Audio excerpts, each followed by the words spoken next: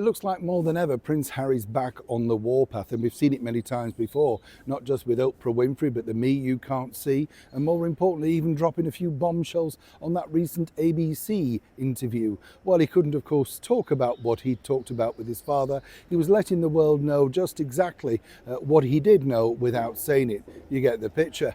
But Harry, of course, now is more dangerous than ever, seemingly because he's not got his own way. And as we know with a person like that, and as ever we have to say allegedly, he definitely wants his own way.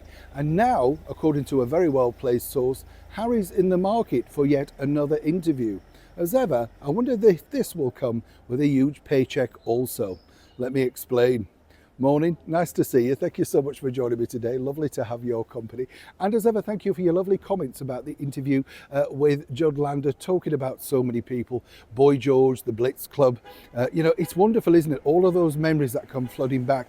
Music's a funny thing, isn't it? You can remember exactly where you were when you first heard a record, or when you bought that song that you really wanted, whether it be from Timothy White's or W.H. Smith's or Our Price over here in the United Kingdom, wherever your favourite record store was. It was your money and you were buying it. Then you rushed home, didn't you, to play it?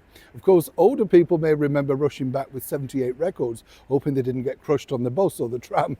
Yes, I've heard those stories too. Fascinating stuff, isn't it? Back as ever to your royal story of the day. Yes, it's dangerous times now because, as we know, Prince Harry is miffed, nuclear, atomic, whatever you want to call it. He truly believed, let me tell you, that particular incident over in the New York City alleged car chase would be the defining moment to change the plot, as it were, for his security detail over here. If you read The Room, it's very difficult, isn't it? As you can imagine, for His Majesty the King, people do not want to pay for someone popping back and forth as and when they fancy, particularly when there's already security detail in place. Now, what's interesting, as we know with Harry, he always threatens certain things underlying. And when he popped over to see our late and wonderful monarch, Queen Elizabeth, he did very quickly zip in front of the cameras to say about the right people around her. Now, of course, he had a lot more power even a couple of years ago. And even the American networks are really tiring of him now, because clearly he teases but without delivering necessarily the bombshell that's said.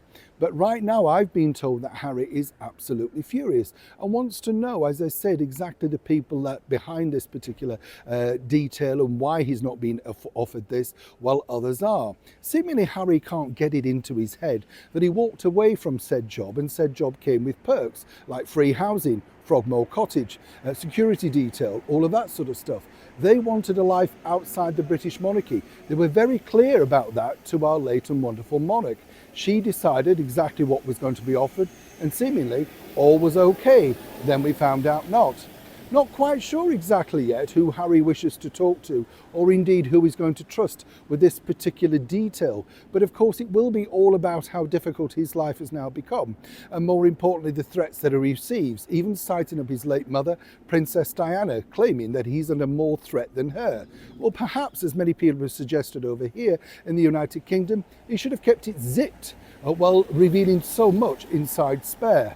Right now, networks, some at least, are still relatively interested. But amazingly, even that's now dwindling off. Where will Harry turn to next? Neil Sean in the very heart of London.